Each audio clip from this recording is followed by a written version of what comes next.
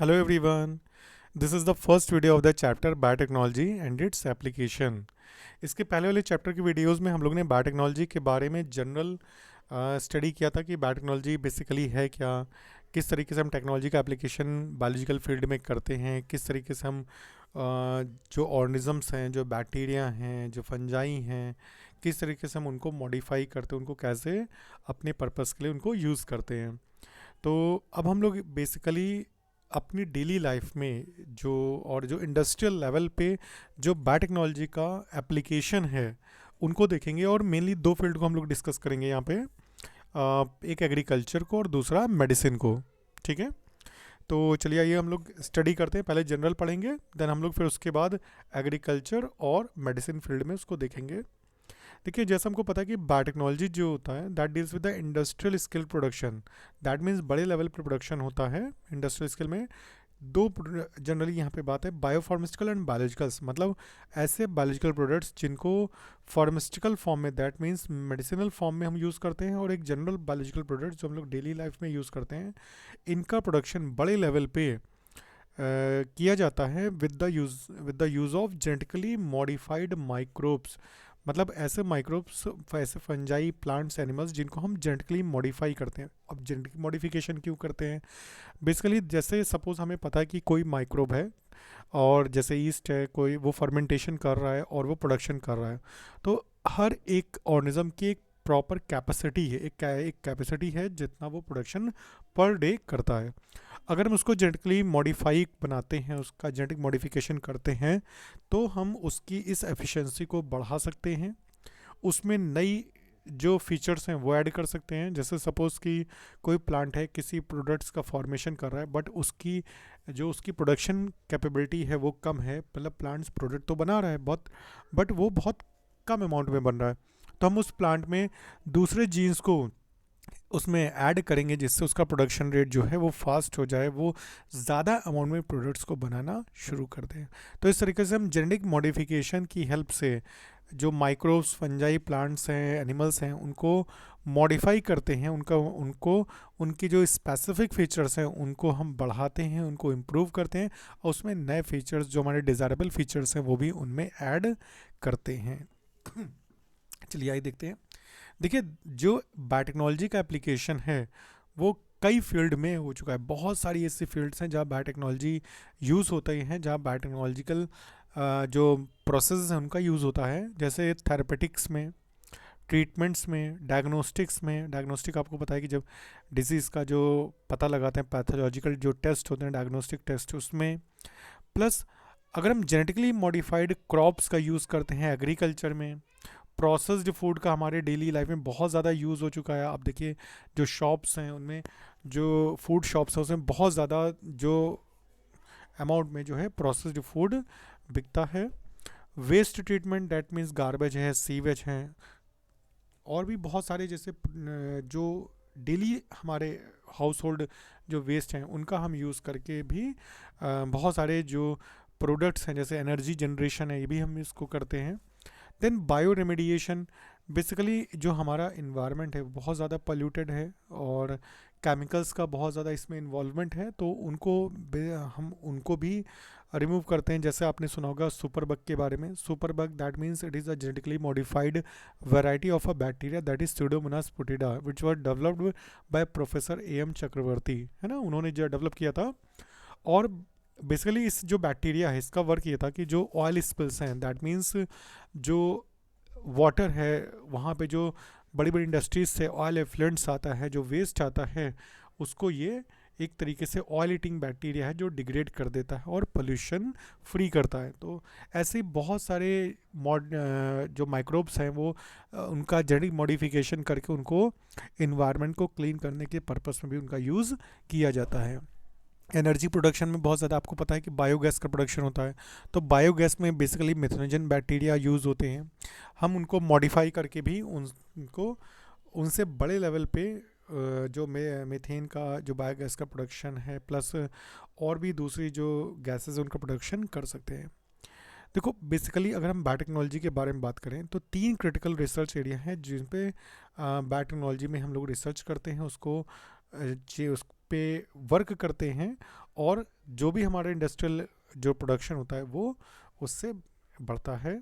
जैसे providing the best catalyst in the form of improved organism. देखो जो organisms हैं, बेसिकली आपको पता है कि ऑर्गेनिज्म जैसे जो माइक्रोब्स हैं, जैसे ईस्ट फर्मेंटेशन के लिए बैक्टीरिया हैं, इनको हम और ज़्यादा इम्प्रूव कर दें, दैट मीन्स इसको जेनेटिकली मॉडिफाइड करें, जिससे ये एक बेस्ट कैटलिस्ट की तरह यूज़ हों और ज़्यादा से ज़्यादा जो ये प्रोडक्ट फॉर्म कर रहे हैं वो फॉर्म करिए, जो भी ये जो रिएक्शंस में इन्वॉल्व हो रहे हैं वो उसमें इनकी एफिशिएंसी और ज़्यादा बढ़ जाए। ठीक है, तो जैसे कोई माइक्रोब है या प्योर एंजाइम है उसका भी यूज़ करते हैं। मतलब दैट मीन्स पहला ये हो गया कि हम ऑर्गेनिजम्स को मॉडिफाई करते हैं उनका इन्वॉल्वमेंट करने के लिए रिएक्शन में।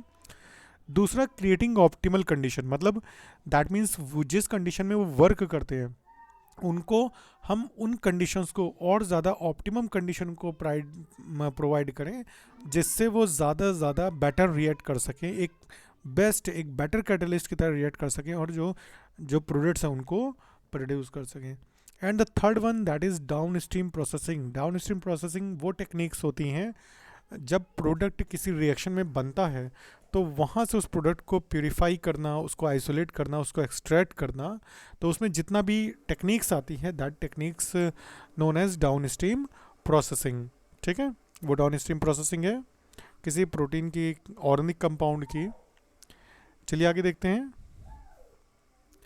देखिए लेट अस लर्न, चलो हम लोग देखते हैं कि जो ह्यूमन बींग्स हैं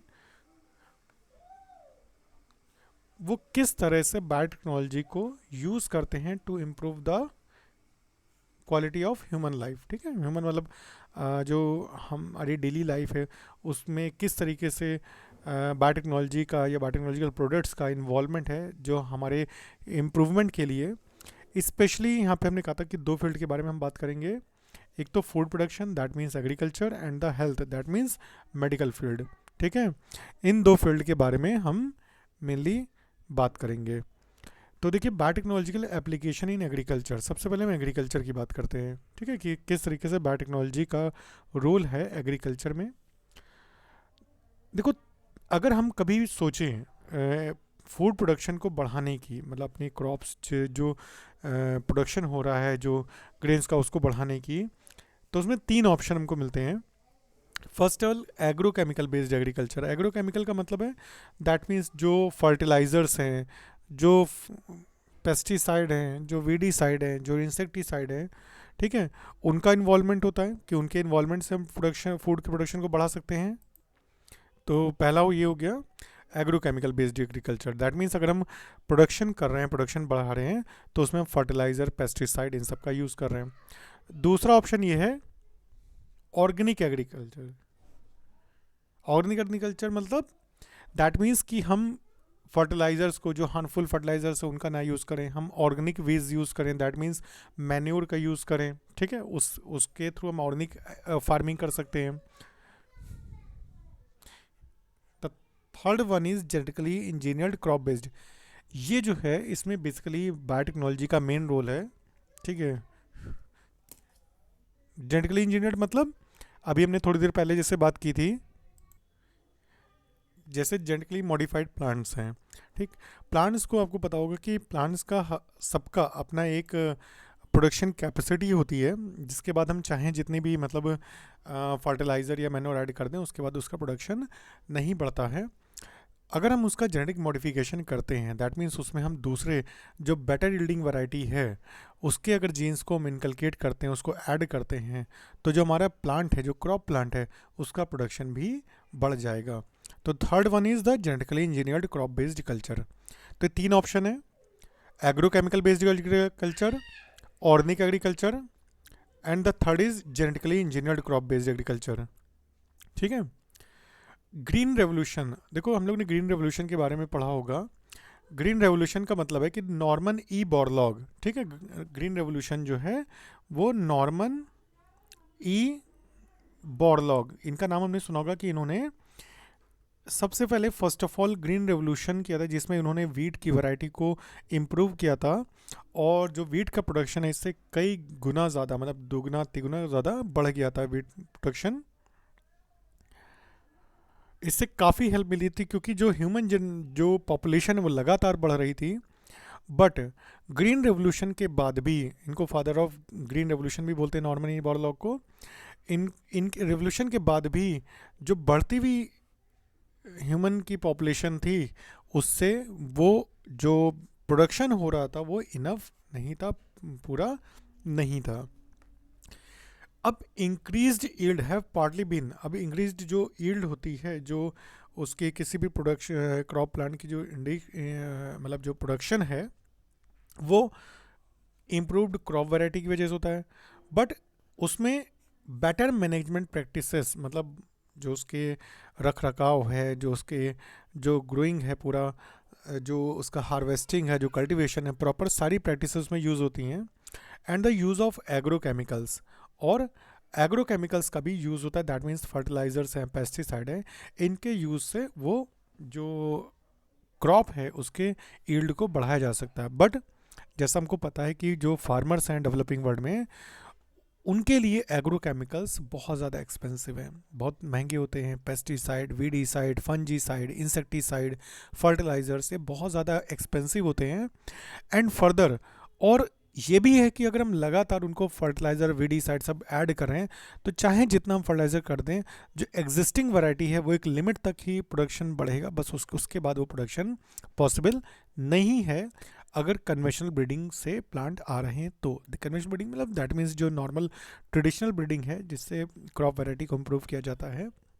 तो अगर ऐसा नहीं है, दैट मीन्स कि जो एग्जिस्टिंग वैरायटी है अगर वो कन्वेंशनल ब्रीडिंग से आ रही हैं, उसमें हम फर्टिलाइज़र भी ऐड कर दे रहे हैं, इवन बहुत एक्सपेंस भी कर रहे हैं, बट उसके बाद भी कोई उसका प्रोडक्शन जो है वो बहुत ज़्यादा नहीं बढ़ सकता। तो क्या is there an alternative pathway, क्या दूसरा कोई रास्ता है जो हमारे जेनेटिक्स से हो, जिससे हम फार्मर्स को मैक्सिमम यील्ड उनके खेत से दे सकें?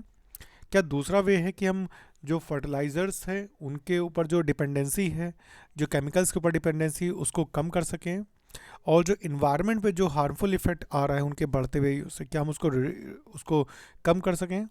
The use of genetically modified crop is a possible solution, that means उसका एक ही सोल्यूशन है, जेनेटिकली मॉडिफाइड क्रॉप्स को यूज़ करना।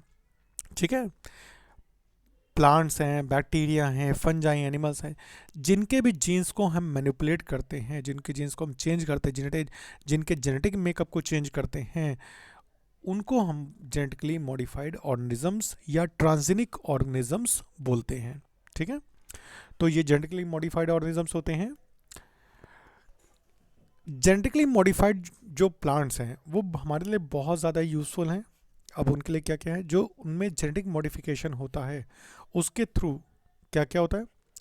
First, made crops more tolerant, that means जो एबायोटिक स्ट्रेस हैं, जैसे कोल्ड है, ड्रॉट है, बहुत ज़्यादा ठंडी पड़ जाती है तो किसानों का नुकसान हो जाता है, सूखा पड़ गया तो नुकसान हो गया, सैलिनिटी ज़्यादा है सॉइल में तो प्रोडक्शन नहीं अच्छा होता है, गर्मी बहुत ज़्यादा पड़ गई तो लॉस है।